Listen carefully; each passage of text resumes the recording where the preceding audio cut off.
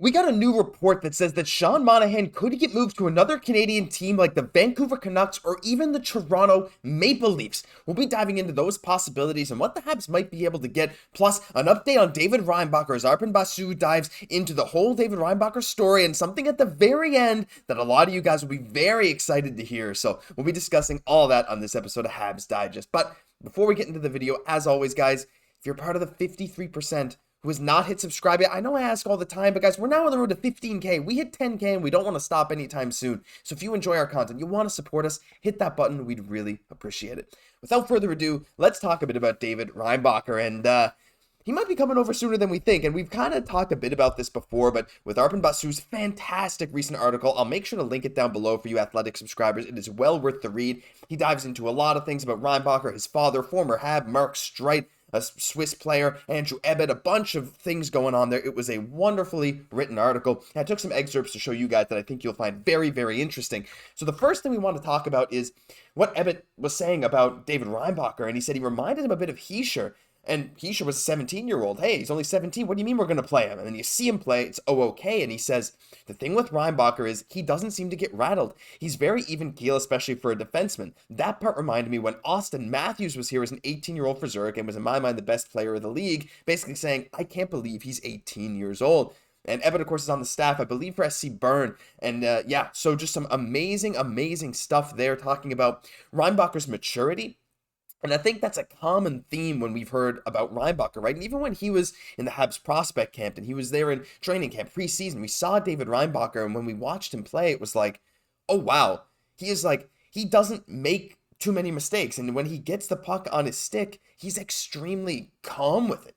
It feels like he never panics. He always makes a smart decision, and it's something that not only we have seen, but clearly a lot of the other former players and coaches and everything in Switzerland have seen it as well. So really fantastic stuff. And we got more than just that to dive into.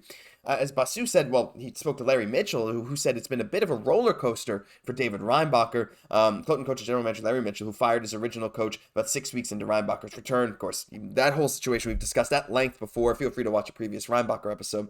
But he came back, of course, Reinbacher, and it was tough. It's tough for anybody that gets sent from an NHL team to wherever, but the part that I liked here, it wasn't sulking or pouting, but we noticed some disappointment in that he wanted to play for the Montreal Canadiens, and we understand that. And I don't think we've heard that yet. We know that Reinbacher has talked about, oh, I haven't thought about coming over to North America after the season. I'm very much committed to Cloten, and that's fair too, but to hear that when he went back to Switzerland, the Habs were like, go ahead and go back. Reinbacher's like, no, I want to play for the Habs.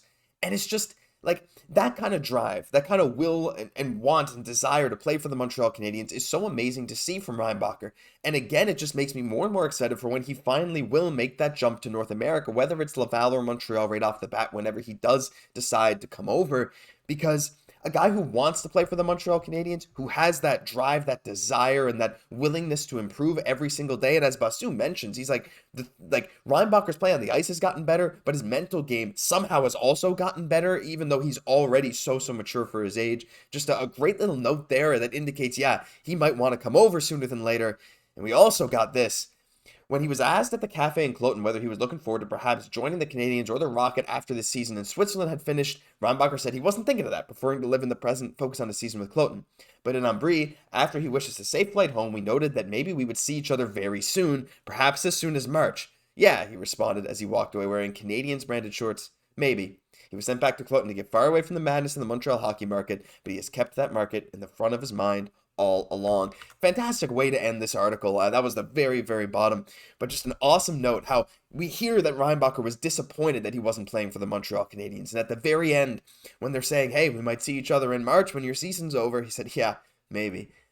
Just putting it out there, it sounds to me like Reinbacher, if given that opportunity, is ready to make that jump, ready to go to Laval. Dare I say a foregone conclusion? I don't think I should, and I don't think Jesse would agree with me on that either. I think Jesse, again, wants to be very patient with David Reinbacher, and that's very fair. But me, I don't care. I like the hype. I want to get that hype around Reinbacher, get him over to North America, and I'm just so excited. This article is fantastic. Again, I highly suggest you go read it. Fantastic work by Arpen, and yeah, a well worth read for any Montreal Canadiens and David Reinbacher fans.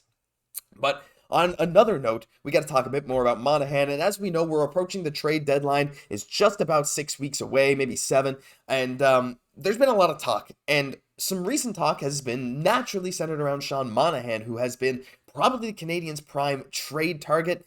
And we've talked a lot about different destinations. We've talked about Boston in the past. We've talked about Colorado. Most recently, we've talked about Winnipeg, who seemed to be the front runner for a bit. But a recent article by Daily Faceoff dives into some places that Monahan could go. And there are some teams here that maybe we haven't necessarily considered yet. Well, maybe considered, but maybe not in a realistic capacity. But I'm going to present them to you.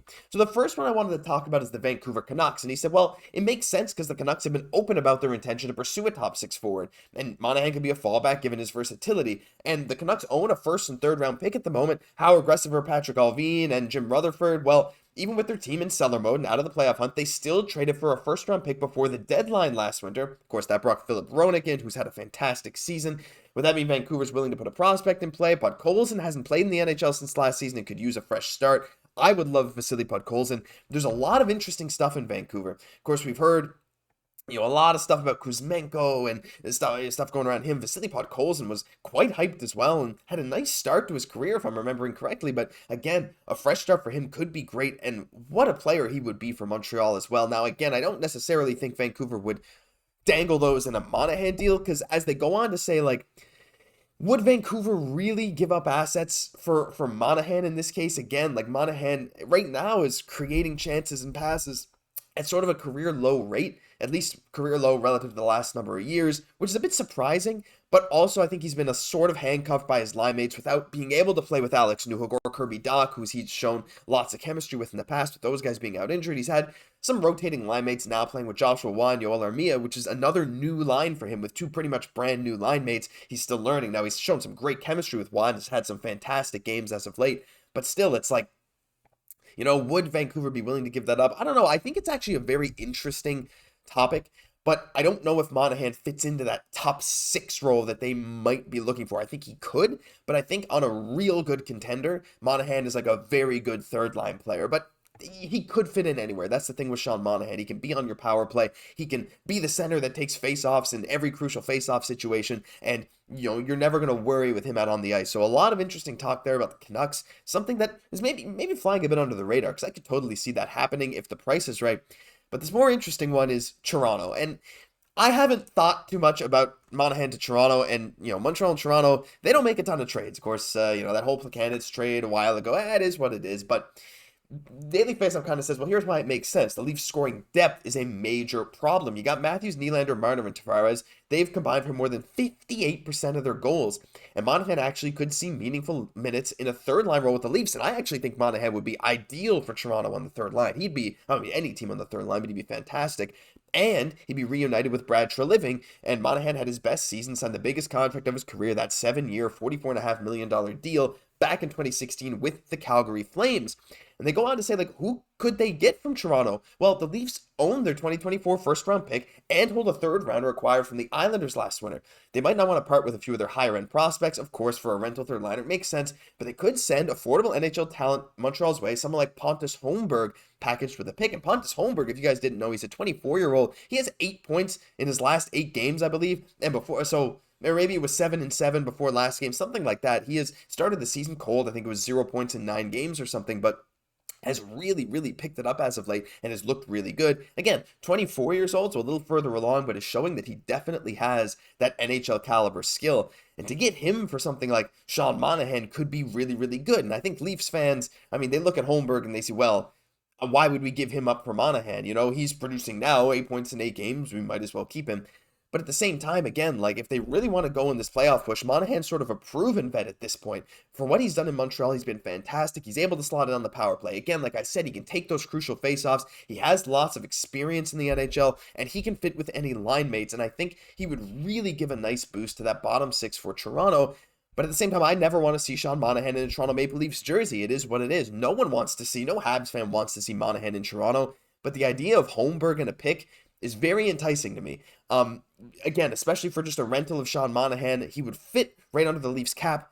However, the problem arises where, like, why? The Leafs need scoring depth, but I think they have some more urgent needs. Yes, Martin Jones has looked quite good as of late, but of course, Ilya Samsonov has had some issues so far this season, and Jones is far from a proven playoff caliber goalie, right? He's had so many sub-900 save percentage seasons. He's just never been that number one guy, but he's looked quite good for the Leafs. Of course, they have Joseph Woll as well, who's going to be playing later in the season, and I understand he's good too.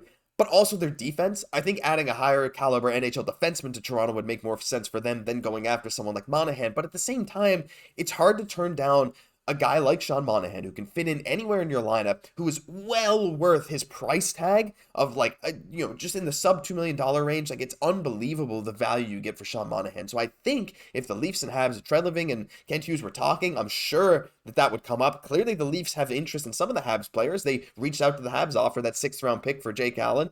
So maybe they're not afraid to trade with each other, but at the same time, I never want to see Monahan in a Leafs jersey. But what about you guys? Could you see Monahan in a Canucks or Leafs jersey? A couple teams that we really haven't dove into yet. Let me know down below. Would love to hear your thoughts. But that'll do it for this episode of Habs Digest. If you enjoyed, leave a like, comment, subscribe to the channel. We're going for 15,000, and honestly, it's within reach, not too far from now. If you guys just hit that subscribe button and show all your support to us here at Habs Digest, we really appreciate it. I'm Josh Gosse. We'll catch you in the next one.